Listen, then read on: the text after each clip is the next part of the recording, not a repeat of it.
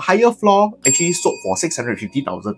Is it same floor? Okay. Same renovation condition? Yes. Same facing, same lease balance, and same layout efficiency.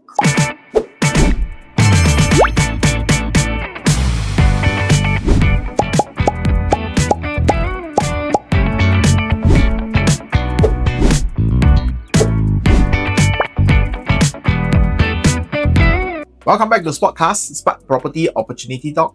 I'm Audrie. And I'm David. And welcome back also to our second episode of HDB Exit Blueprint. Yes. And today what we're going to do is we're going to discuss on the 4 biggest mistakes that HDB sellers always make. So let me be honest. HDB sellers don't lose money because of the market. They lose money because of their own mistake or the agent's mistake. Okay, Yes. and these mistakes are extremely common. Yes. Okay. It's so common that we need to talk about them today. Yes. So today we are going to break down the 4 biggest mistakes HDB sellers made. And if you're planning to sell in the next 6 to 8 months, this episode may save you tens of thousands of dollars. Yes. And of course, selling a house is not just about marketing. It's about positioning. Yes. Okay, so the first mistake, comparing price blindly. Okay, my neighbors sold at 1.2 mil. So I must also sell. I must sell higher. Oh, sell higher. Yes. Okay. The higher floor actually sold for 650,000. So I must sell the same price. I also can sell same price. Alright? You always got to ask yourself this. Is it same floor? Okay. Same renovation condition? Yes. Same facing, same lease balance, and same layout efficiency. Correct. Because in the same block, it might not have the same layout also. Yes, correct. So some of the unit, some of your unit might be west facing and some might be north facing. Alright, so facing does make a difference. So before you actually compare blindly, right, the most important thing is the real numbers that really matters. Yes, so it's the exit number. Yes. Okay, so it's not really about marketing price, it's not about valuation, it's not about PSF, but it's really on how much CPF refunds you get back, how much cash proceeds you get back, accrued interest, how much outstanding loan you have to pay back, and what are the fees that you have to pay. And most sellers think that they have 400k cash after selling. Yes. After calculation, they get a shock of their life. Yeah, get a shock of their life. Okay, that changes decision immediately. So before you even started, okay, number 1 rule, make sure you calculate and know everything properly. Do not just compare the prices. Yes. Alright. Second is selling without a replacement strategy. Yes, I think this is something that we often talk about. If you don't have a plan, don't sell. Then probably you can just stay put first. Yes. And then think about what you want. Yes. So some of our, just to quote an example, we have a seller, okay, who was adamant about selling her place for 1.3 mil. But then the next question on where are you going to move to? She say, sell first, then I plan. Yes. So then in between we did ask her a few questions like, do you have a replacement? I had to say, are you going to go into a rental? Or are you going to stay with somebody else? Yes. And upon questioning, right, she realized she don't have lah. Okay, so when that happens, right, then that will be a problem. Okay, so yes. And why? Because once you sold your property, it creates the kind of urgency in your buying. Yes. And you then don't know you what to anyhow buy. buy. Yes. So either you anyhow buy or you're left with nothing to buy, or you overpay. Yes. And worst come to worst is when you decide to buy something that you cannot afford. So before listing your property I think you must answer a few questions that you yourself truthfully can answer. So number 1, what are my realistic replacement options? Okay, for example, you could see a 4-bedder condo that is so beautiful and you say you want to move into that, but without your numbers. Okay, or you say that, I want to sell my property, about probably a 4-room, and then I want to move into a 3-room. Okay, that's for downgrading. Yeah. Okay, but then you realize that the space is not even enough for you to stay. Then you'll be angry every day. Yes. Uncomfortable. So the next question to ask yourself is, what price range am I looking at for my next house? Yeah, and what kind of money installment are you able to tolerate actually? Yes. Okay, so can I secure financing smoothly? Yes, because that's very important, because at this point of time, banks are at the strictest point. Thanks to our money launderer. Alright, so a lot of incomes are not being considered. So before you actually do that, okay, before you actually lease your unit, probably you might want to speak to a banker to get your in-principle approval done. On your purchase, right, I think it's important okay, if you have actually chosen your purchase, Yeah. okay, what is your plan? What is your plan for the next purchase? Yes. Your exit strategy is very important. Yes. For example, if you're not looking at exit, okay, probably the location is important, the entry price is important. Correct. Okay, if you're looking to sell within the next 5 to 10 years, then your exit strategy is foremost important. So these are the things that you cannot make a mistake. Yes. Okay, so just remember, today if you are selling your property, it must always improve your position. Number one, you need the cash. Okay, number two, you need a better lifestyle. Number three, you need to elevate your wealth.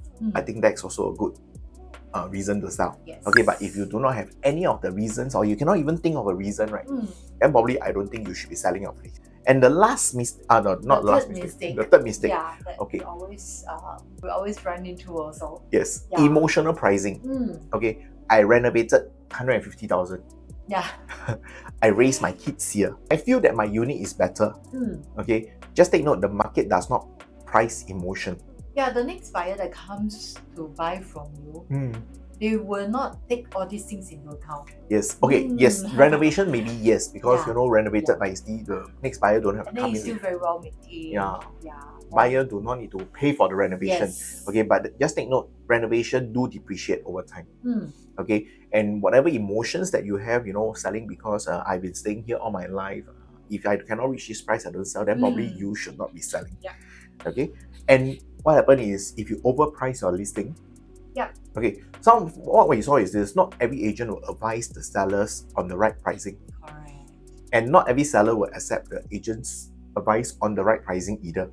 Because why seller always want to have better price, and agents sometimes, what they want is listings. Yeah, Got even listing, though got chance, knowing the market well, they just want that listing. Yes. Yes. Okay. Of course, there's listing that if you price it at the right price or even higher, buyers might still come in because of the L.E.X Method. Yeah. Okay, I have to say the location is fantastic and there's good exit strategy in the future, so buyers don't mind paying a bit more. Yes. But if not, then this will create what stale listing. I have to say your listing could be out there for 1 year, 2 years, and you don't receive much inquiries, or you have people who just really treat your house like a showroom. Showroom today I see yours so that I can buy the other one. Just to see, why is yours so expensive? Upstairs is so much cheaper. Yes. All right, so might as well go and buy upstairs. That kind of thing. Alright, so the next one is really on lowball offers. You will receive a lot of lowball offers because buyers know that the price is not right. So what they do is they will test. Yes. And then testing your prices instead. Yeah. Yes. And of course the next one that causes is really buyer's hesitation. A buyer could have come into your place and then really love the place so much. But because of prices, they might hesitate. Yeah. And once they hesitate, right, they will be looking around for more. And if your listing is not as good as the other one, then probably your listing will get stuck. Okay, and of course the last thing is longer holding costs. Yes. Okay, by pricing high, yes, you think that, if I manage to sell at this price, eventually I'll get more profit. I can have more to go into my next property. But do you realize that sometimes by holding more, longer, while this price pick up, so you end up paying more. Correct. Alright. So strategic pricing, right, is not about ego. So you got to take note of that. It's about speed, positioning, and outcome. Yeah. I have to say sometimes you sell slightly below the peak, but you secure your next asset at the strong entry price. Yes, exactly. Yes. Okay, creating bigger long-term gain. Okay, I have to say today if you sell yours, for example, people are selling at 650,000, you manage to get yours out at 640,000, but then you have the opportunity to go into the market faster and buy something that is even more worth it. Right?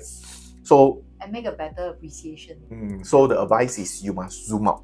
Okay, don't stay focused on the small little thing. You must always zoom out so that look at the bigger picture.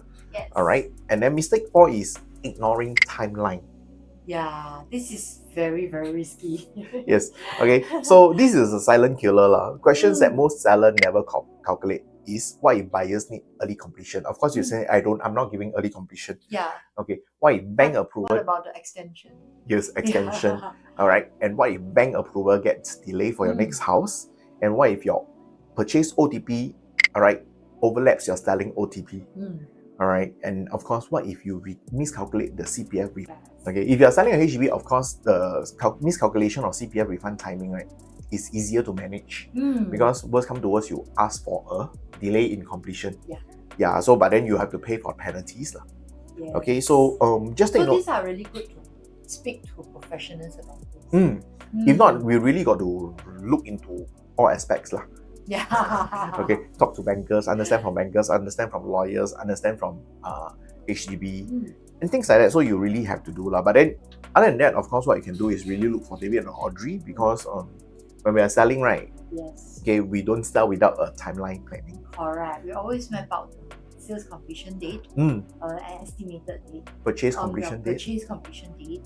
Yeah, and also your CPF refund timing. Yes, and the most important of all is really we always put in a buffer period. Yeah. Yes. Then a lot of owners will say, "Hey, don't need so kiasu," but you know, buffer period is very important because we have seen cases happening. Yeah. Because you never know what's going on, right? Yeah. So just a buffer is good. Yeah, just take note. Selling is a transition, and transition needs engineering. Yes. Okay. So before any listing, right, we always run our sellers through the calculations. Yes, the calculations, which is upgrade affordability, timeline mapping, and replacement assets screening. Yes, that's these where are all in our clear framework. C.L.E.A.R and our L.E.X. Yes. So just take note, every move must increase long-term wealth clarity, not just short-term. Last but not least, today, if you are selling because my neighbor sold high, market feels good, agent told me now is the best time, pause. Yes. Okay. Yeah. But if you're selling because you have numbers are calculated, your risks are mapped, then you are ready for evaluation. Yes. All right. Call to action. Why would I say call to action? Because you really need to call us. If you're a HDB owner thinking of selling in the next 12 months, just WhatsApp us or DM us at the number below here. What happens is when you engage us just to talk to us, there's no obligation. Yeah, it's just clarity, because I think clarity before action is more important than just acting straight on the move. Yes, no obligations, no problem. We can do via Google Meet or even meet up in person. Yes.